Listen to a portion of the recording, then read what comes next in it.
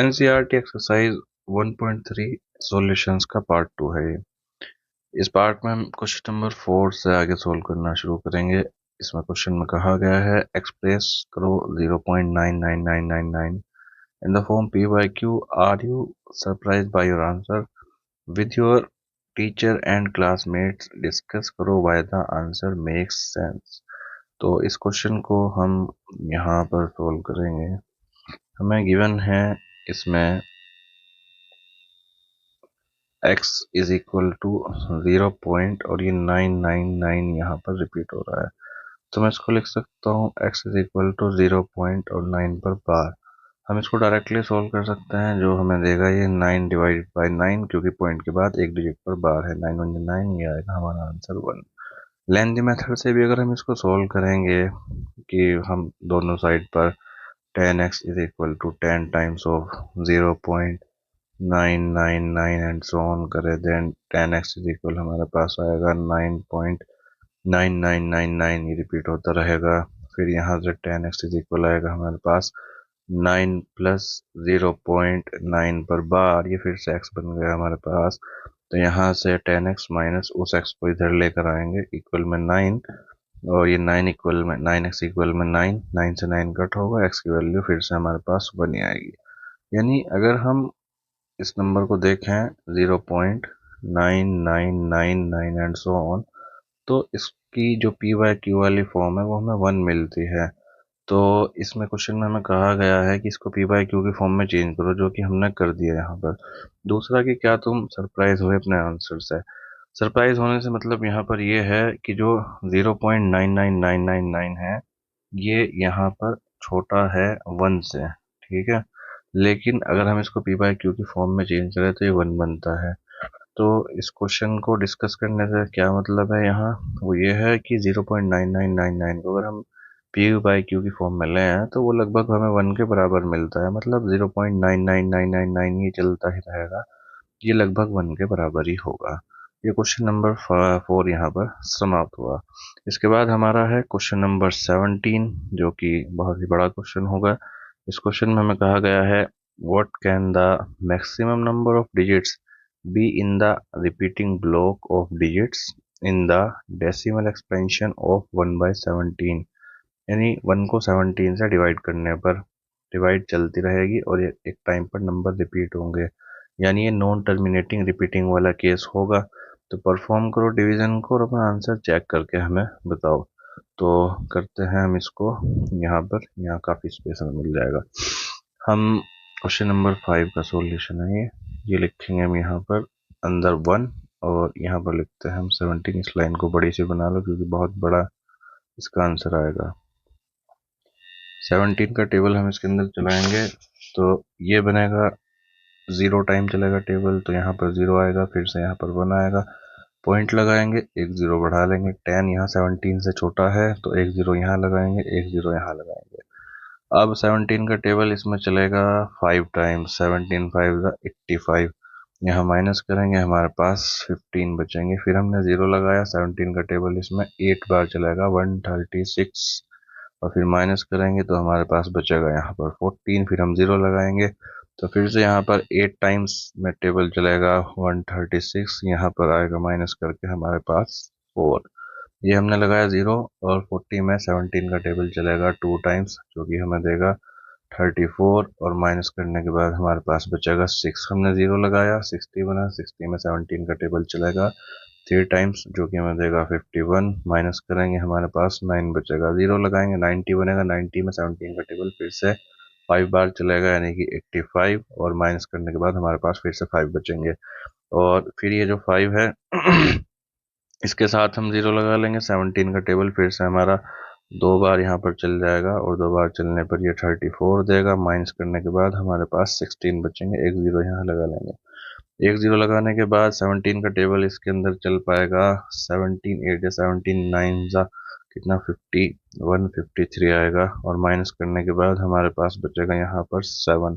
फिर हम यहाँ एक 0 लगाएंगे, और 17 का टेबल यहाँ पर 4 टाइम्स चलेगा, जो कि हमें देगा यहाँ पर 68, और हम माइनस करेंगे इसको तो हमें मिलेगा यहाँ पर 2। 2 के साथ 0 लगा लेंगे, 17 का टेबल इसमें एक बार चलेगा, और एक बार चलेगा तो ये हमें देगा 17, माइनस करेंगे हमारे पास बचेगा 3, फिर 0, फिर 30 में फिर से एक बार ही टेबल चलेगा और ये हमारे पास बचेगा 30, एक बार टेबल चलने के बाद 17, और यहाँ से हम माइनस करेंगे तो हमारे पास बचेगा 13, फिर से हम 0 लगा लेंगे और 17 का टेबल इसमें चलेगा 17 7 7 0 2, 17 8 1 17 6 7 0 2, 17 7 1 1 9, यानी कि 7 जो यहाँ पर जुड़ेगा और ये बनेगा 1 1 9। माइनस करने के बाद हमारे पास 11 बचेगा, फिर से 0 बढ़ा लेंगे। 1 1 0 में 17 का टेबल 6 बार चलेगा जो कि हमें देगा 1 0 2। माइनस करने के बाद हमारे पास यहाँ 8 बचेंगे, फिर से 0 बढ़ा लेंगे। 17 का टेबल इसमें चलेगा 4 टाइम्स, 17 4 आर 68, तो यहाँ पर 68 आएगा। माइनस करने के बाद हमारे पास 12 बचेंगे, फिर से 0। 120 में इसका टेबल चलेगा 17 का 7 टाइम्स, तो 7 टाइम्स में हमें देगा 119, और फिर से माइनस करने के बाद अब वापस से 1 आ गया। हमने डिवाइड स्टार्ट की थी 1 को 17 से डिवाइड करने से, और डिवाइड करते करते हम फिर से 1 पर आ गए। मतलब अब इसके बाद जो डिवीजन होगा वो फिर से रिपीट होगा, सेम जो प्रोसेस जितना हमने यहाँ से ऊपर से नीचे तक किया था। तो यहाँ से हमें पता चला कि कितने डिजिट्स फिर से रिपीट होंगे। तो 0 से लेकर यहाँ 7 तक के जो डिजिट्स होंगे ये रिपीट होंगे। कितने डिजिट्स हैं बस ये हमें काउंट करना है यहाँ, और ये बनेगा 1 2 3 4 5 6 7 8 9 10 11 12 13 14 15 16। तो क्वेश्चन में हमसे ये पूछा था कि what can be the maximum number, what can be the maximum number of digits in the repeating block of digits in the decimal expansion of 1/17। Perform करो डिवीजन को और अपना आंसर को चेक करो। तो यहाँ पर हमें आंसर मिल गया कि 16 नंबर्स रिपीट होंगे पॉइंट के बाद, और फिर से वापस वो रिपीट होंगे, और डिवीजन को हमने परफॉर्म भी कर दिया।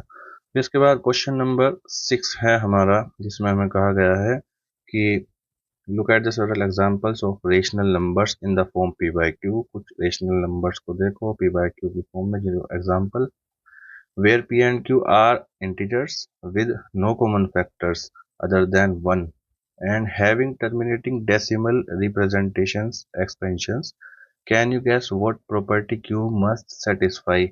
यानी कि एक रेशनल नंबर हो हमारा, ये कुछ एग्जाम्पल्स को देखना है रेशनल नंबर्स के इन the form p by q, और जहाँ p और q इंटीजर्स होंगे और कोई कॉमन फैक्टर उनमें नहीं होगा अदर देन 1 के अलावा, and having terminating decimal representation, यानी कि टर्मिनेटिंग डेसिमल रिप्रेजेंटेशन वाले जो नंबर्स होंगे उनके अंदर क्या प्रॉपर्टी होगी। तो ये चीज़ मैंने आपको पहले ही पढ़ा दी थी, जहाँ मैंने आपको क्लासिफिकेशन करना सिखाया था, वो ट्री पढ़ाया था कि जो रेशनल नंबर्स होंगे टर्मिनेटिंग डेसिमल एक्सपेंशन वाले, उनके केस में जो q की वैल्यू होगी वो हमेशा 2 raise to the power m into 5 raise to the power n के फॉर्मेट में मिलेगी, जहां m और n आर होल नंबर्स, यानी ये होल नंबर्स होंगे। यानी कि ऐसे रेशनल नंबर्स जिनकी डेसिमल एक्सपेंशन टर्मिनेटिंग हो, उनके अपॉन में हमें 2 एंड 5 इनके अलावा और कोई नंबर नहीं मिलेगा। इसके बाद नेक्स्ट क्वेश्चन है राइट 3 नंबर्स जिनकी decimal expansions non terminating non recurring हो। तो इसको हम दो तरीके से लिख सकते हैं। एक तो रेशनल नंबर हम लिख सकते हैं जैसे √2 √5, और इसी तरीके से हम √30, यानी नॉन परफेक्ट स्क्वायर नंबर को अंडर रूट के अंदर लिख दो। और फिर अगर हमें बाकायदा पॉइंट की फॉर्म में लिखना हो डेसिमल फॉर्म में, तो 0.01 0.0001 इस तरह यहाँ पर रिपीट नहीं हो रहा है प्रोसेस। तो इसके अलावा अगला होगा 0.02 0.002 यानी पॉइंट के बाद चलता जा रहा है लेकिन डिजिट्स रिपीट नहीं हो रहे हैं।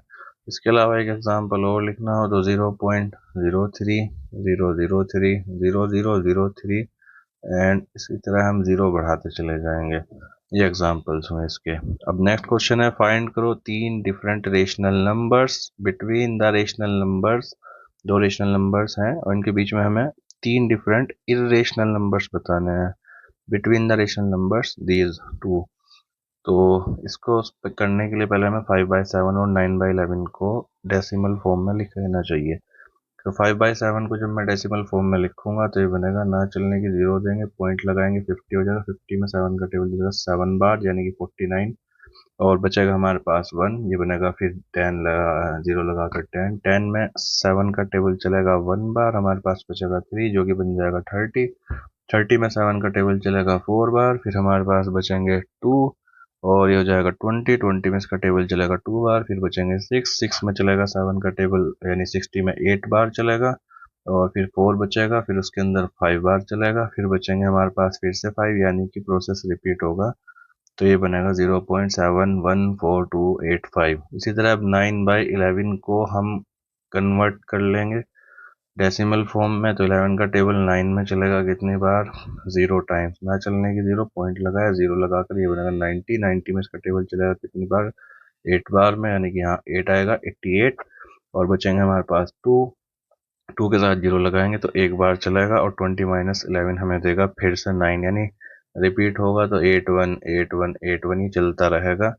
तो इसको भी मैं ऐसा लिख सकता हूँ 0.81 का बार। तो हमें 3 इरेशनल नंबर लिखने हैं बिटवीन दीज टू नंबर्स।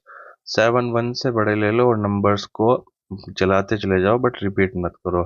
तो जो पहला हो जाएगा वो हो जाएगा 0.710, फिर आ जाएगा हमारा कुछ भी ले लो, 01 001 001 0001 00001 एंड सो ऑन। दूसरा लिखना होगा तो 0.71, यहाँ तक तो सेम ले लो, फिर 02 002 0002 00002 एंड सो ऑन। एक 3 वाला ले लो, कितने भी लिख सकते हैं इसी तरह, 7103 003 0003 00003 एंड सो ऑन।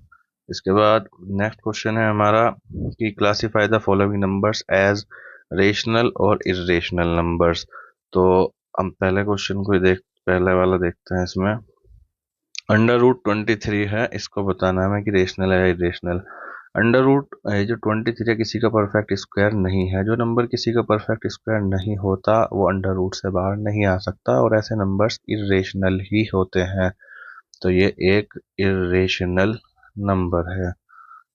इसके बाद नेक्स्ट है √225।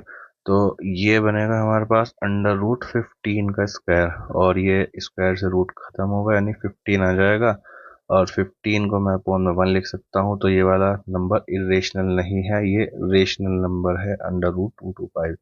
इसके बाद इसमें तो हमें दिख ही रहा है कि पॉइंट के बाद एक टाइम पर जाकर जो डिवीजन है वो खत्म हो रही है। तो पॉइंट हटाएंगे, यहाँ पर हम 1 2 3 4 0 बढ़ा लेंगे क्योंकि 4 डिजिट्स हैं। और ये कैसा हुआ, ये टर्मिनेटिंग डेसिमल एक्सपेंशन है, तो ये एक रेशनल नंबर हुआ। तो ये हम डायरेक्ट भी बता पा रहे हैं, और पॉइंट हटाकर हम इसकी p/q की फॉर्म लिखकर इसको साबित भी कर पा रहे हैं। इसके बाद अगला है कि 7.478478। तो जैसा कि देख सकते हैं कि 478 यहाँ पर बार बार रिपीट हो रहा है। तो जब नंबर्स रिपीट हो रहे पॉइंट के बाद, इस तरह का डेसिमल एक्सपेंशन होता है रेशनल नंबर्स का। तो ये वाला नंबर रेशनल हुआ, ना कि रेशनल। फिर नेक्स्ट है 1.10 100 100 10000। तो यहाँ पर डिजिट्स रिपीट नहीं हो रहे हैं सेम पैटर्न में। तो ये वाला जो नंबर हुआ एक इरेशनल नंबर हुआ, क्योंकि इरेशनल नंबर्स की ही डेसिमल एक्सपेंशन नॉन टर्मिनेटिंग के साथ नॉन रिकरिंग होती है। और ये एक्सरसाइज यहाँ पर खत्म हुई।